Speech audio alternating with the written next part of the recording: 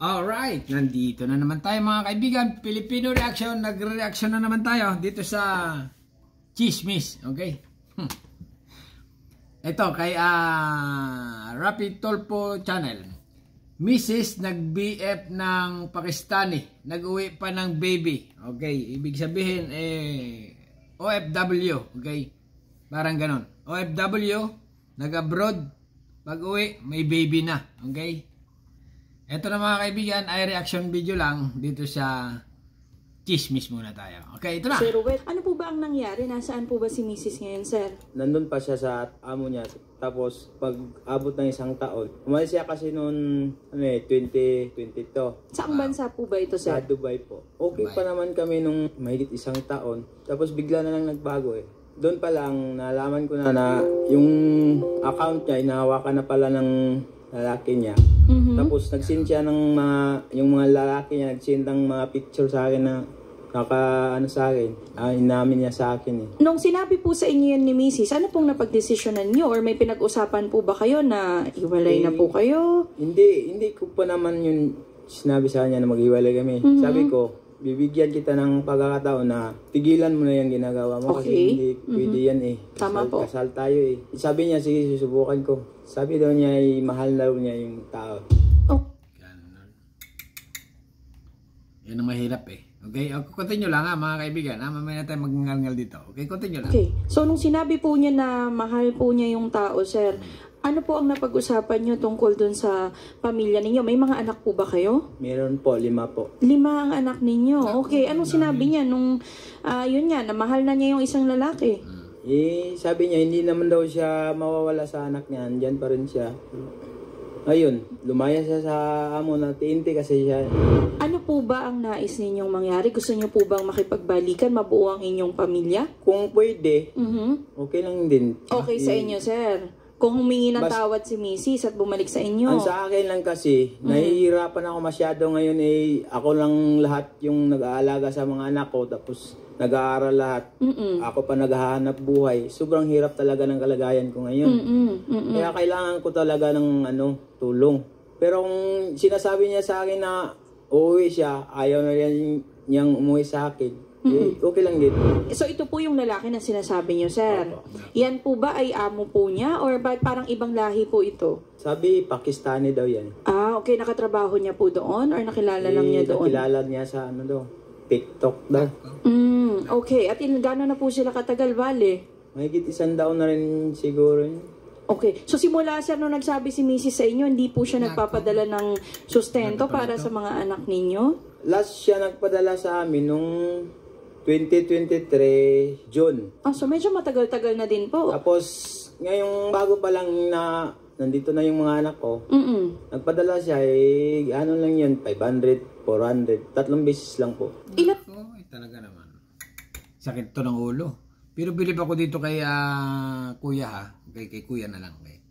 Nanatiling matapang. Ibig sabihin, ayon sa kanya mga kaibigan, pag umuwi yung kanyang asawa galing Dubai patatawarin pa rin niya ba? Mang klase. Kaya bagay, di rin natin matumasisi eh. Okay, continue lang. Ilang taon na po ba itong mga anak niyo, sir? Kasi 5, medyo madami-dami din po yan. Yung panganay, 14. Yung pangalawa, 12. Tapos 10. Naku, mga bata pa. Tsaka 6 yung bunso. So 6 years old yung pinakabunso ninyo. At kayo po, sir, ano po? Mahirap eh. Okay? Pag ang babae ay nag-abroad, naku, mahirap na magsalita. Lalo pag nagati-TikTok pa. Pero ang TikTok, napansin ko lang, puro filter. Ang pagmumukha ng tao. Hindi mo malaman kung maganda o pangit eh. Pero sa Facebook, parang tinanggal na yata ang filter sa Facebook eh. At saka sa YouTube. Bihira ang filter dyan. Pero sa TikTok, puro filter. Kaya kung may makikita ka dyan babae na nagasayaw-sayaw, hindi mo alam kung maganda o pangit eh. Pero balik na tayo. Wala tayo. Kapasingit na sa TikTok. Okay, continue lang kuya. Po ang trabaho nyo ngayon? Extra lang po ako ng jeepney driver. So sino po ang nag-aalaga sa mga bata ngayon? Halimbawa ngayon po na nandito kayo sa amin. Yung panganay lang po. Tapos may pamangkin din ako doon 2 kaso may trabaho din sila eh. So tinutulungan na lang po kayo ng mga kamag-anak ninyo. Mahirap ito. Ang dating nito parang single father ka na. So ngayon sir, ang pinaka-priority ninyo ay matulungan din kayo ni Mrs. sa pagsuporta sa mga anak, tama ba? Opo. The Incinalate Commercial. electric Mula toilet sa is the Kaya cleanest Rapid and po. most efficient way to eliminate human waste. Okay, continue. Inaamin ko naman po, ma'am. Totoo naman po. Ngayon, wala po akong trabaho, ma'am, kaya hindi po ako nakapagpapadala ng pera. Nako, Aileen Panadero. Nakalimot ka sa iyong obligasyon. Yan ang mahirap eh. Ha? Pag nakapunta sa ibang bansa, nalilimutan. 5 anak. Marikingking. Marikingking. Ha? So, ma'am, ano po ang plano ninyo sa mga anak ninyo? Kasi sa totoo lang po kung Yan ang babae mga kaibigan na. Okay. halimbawang hindi na po talaga kayo Yan, okay. Pag naka-abroad, pag nakahanap ng iba yan, yung mga anak niyang iba, karamihan dyan, kalimitan, inabandon nila. Okay?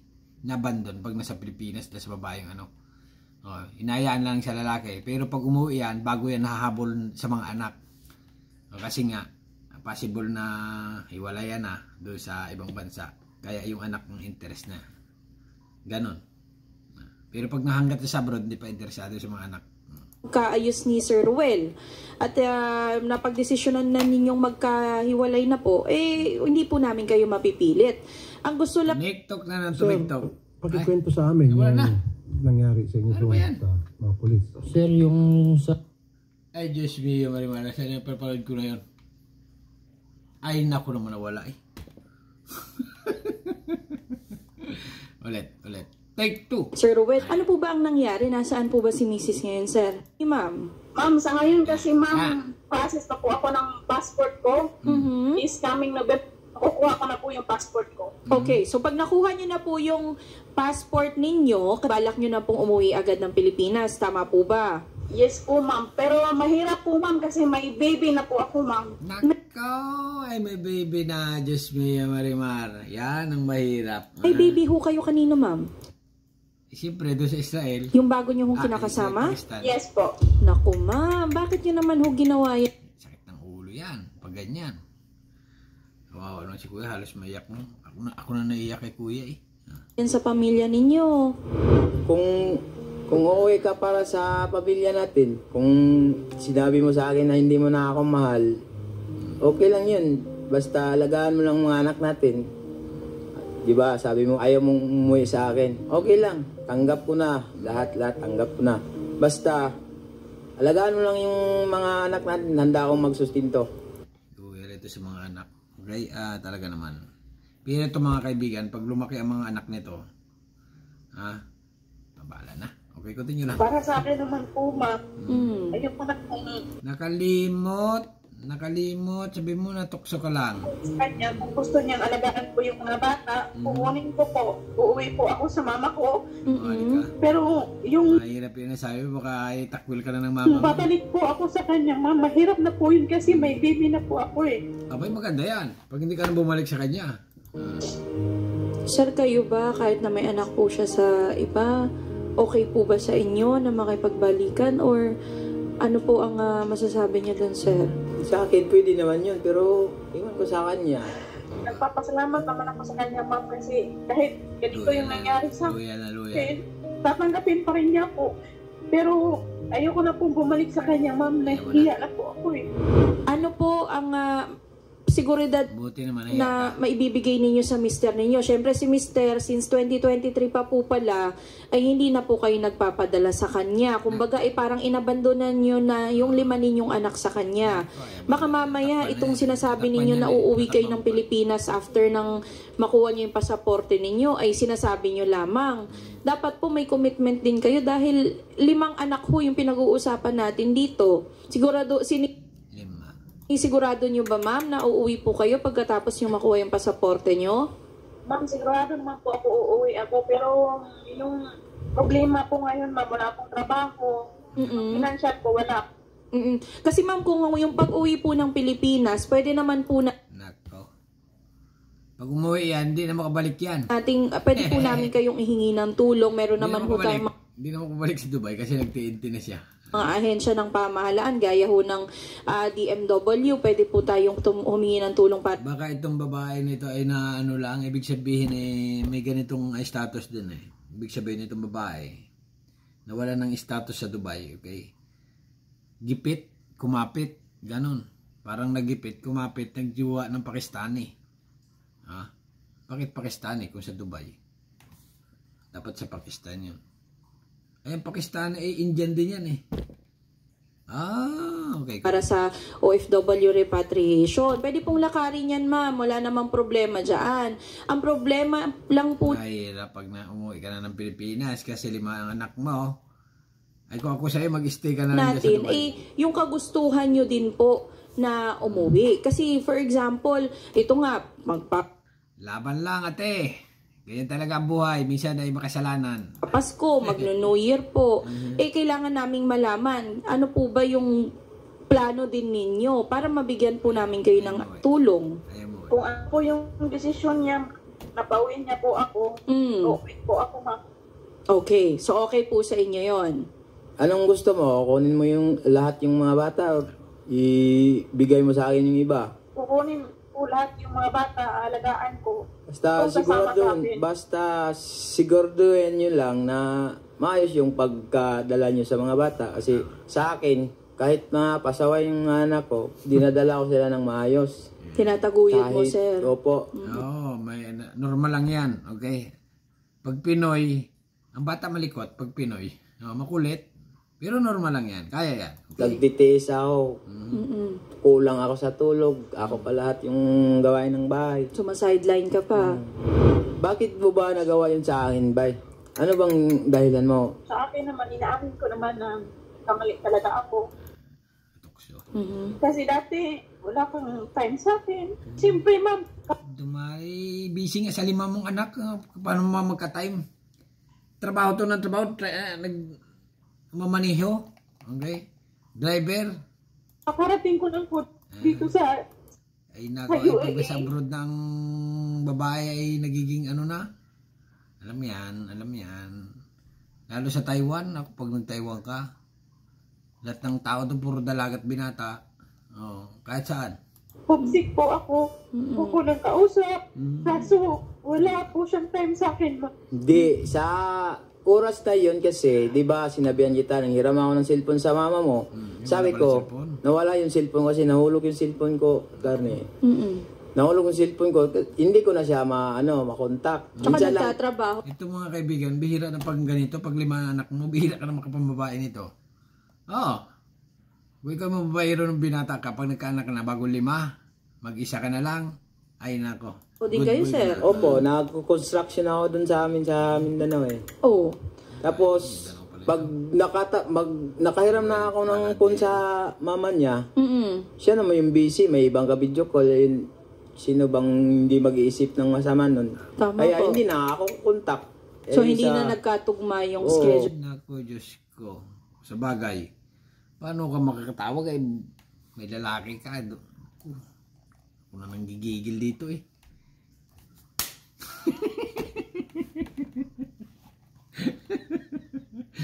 Epekto ng TikTok ito eh. Sabi nga wag na mag-TikTok.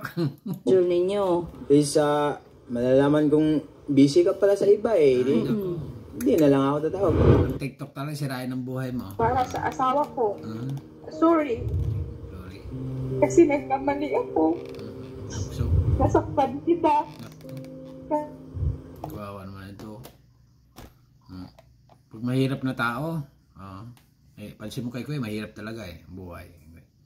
Nakakaintindi. Ibig sabihin, pag mahirap ka, naiintindihan mo yung kalagayan ng asawa mo. Medyo tanggapin mo pa pagbalik. Pero pag mayaman, milyonaryo, pag nagloko ng babae, wala na. Sipain. Umayos ka na. Iwalay na talaga, automatic. Kasi nga mayaman ay pera. Pero pag mahirap, nagkakaintindihan pa. Okay. Pero pag Pinoy talaga, medyo maintindihin talaga. Medyo nakapagpatawar. Pag ibang lahi, parang iwalay na iwalay. Ganon. Okay, continue lang ha. Ako, tatanggapin mo pa rin ako. Kunwari lang yan, patanggap. Pasensya na ako, nasaktan kita.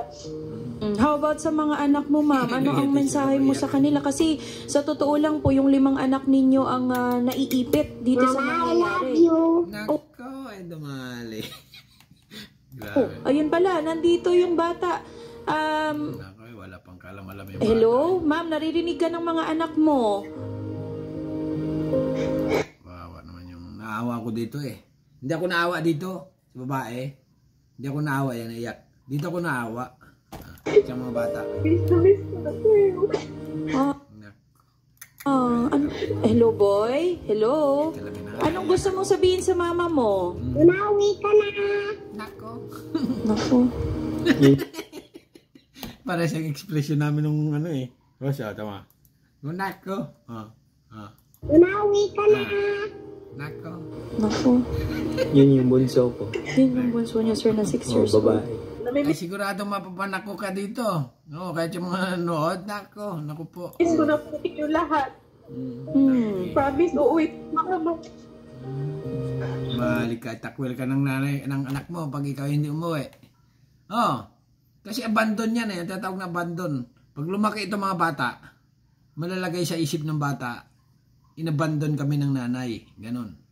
Mami, nung araw, kawawa naman yung tatay. Okay? Kaya pag muli kayong magkita dyan, ang anak yung galit sa nanay. Okay? Pero sa mga teleserye, mga na-abandon, mga 5 ganito, 5 anak, nagiging successful yung mga anak. Sa teleserye yun. Umuwi, nagagalit sa tatay, sa nanay nila, ganon. Sa teleserye, nagiging successful ang anak. Pero sa totoong buhay, mga kaibigan, possible din na maging successful, possible din na hindi. Okay? Continue lang. Oo, isip na ba? Ma'am, yung pag-uwi mo, tutulungan po namin kayo. Wala pong problema dyan. Handa pong tumulong ang wanted sa radyo na Madam, umuwi yan, walang trabaho. Paano yan? Mahirap yan.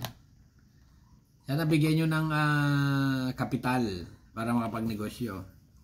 Magkano kapital? 500,000, gano'n.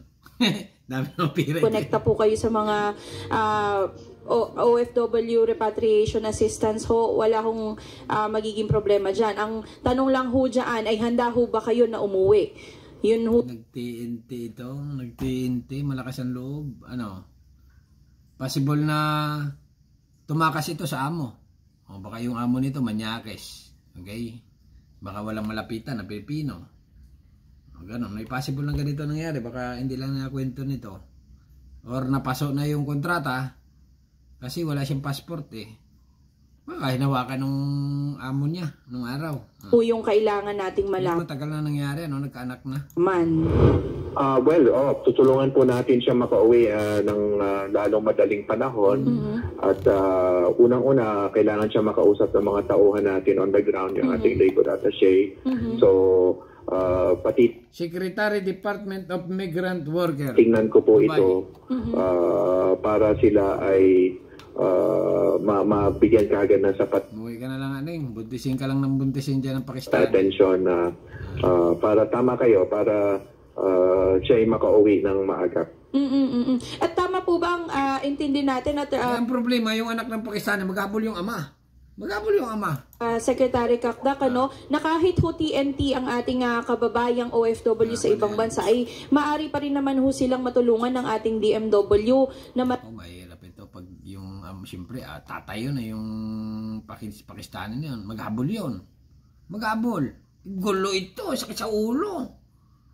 Kasi naman hirap na. Paano yan? repatriate or makabalik ho ng Pilipinas? Yes, of course. Of course. Tutulungan natin sila ng ganap. Kaya kailangan natin talagang bigyan ng lunas yung pangangailangan niyang umuwi. Yes, of course. The short answer is yes. Sasagutin natin yung kanyang pag-uwi. Okay. How about kaya yung may anak po kasi siya doon, Secretary Kakdak. May baby ho siya sa Dubai. Would that affect yung pagproseso ho niya ng pag-uwi sa Pilipinas? Automatic yata, taga Dubai na yun. Yes, kasi meron pang titignan na investigasyon ang authority. Sa bansa nga huli siya? Sa Dubai ho, sir. Dubai ho. Sa UAE. Titignan pa kung ano yung ano yung konteksto ng pagkakaroon ng bata, sino ang ama, mga ganong klaseng bagay ay titignan pa kasi. So, pero posible naman ho. So yes. Posible mapunta yung bata dito sa hindi bibigay. May proseso pa yung pagdadaanan. But we will try our very best na makauwi siya sa lalong madaling panahon. Yes. Minsan po kasi, attorney, binubugbog kasi siya pag siya na uuwi dito sa Pilipinas. Oh, binubugbog ho nino? Sa kinakasama niya. Binubugbog Nako ay ka ng kinakasama mo, ma'am? Yes po, ma'am. Okay. Ma'am, yung ganyan ho, dapat iwanan niyo na ho sana. Huwag na ho sana kayong makipagrelasyon sa ganyan at wala nga materhan sa Dubai. hayaan niyo ho at sasabihin ho namin, hindi ho namin alam yung impormasyon na yan bago natin tinawagan si Sec Kakdak. Kung alam ho lang ho natin, ipinarescue na ho kayo agad. So, ngayon ho, ang gagawin ho namin, i-inform ho namin agad ang DMW, ma'am, na ganyan ho pala ang sitwasyon ninyo para ma-pull out na ho kayo kung nasaan po kayo ngayon sa Dubai at maproseso na ho kung ano ho yung kinakailangan para makabalik ho kayo sa bansa. Ma'am, matagal naman po yun.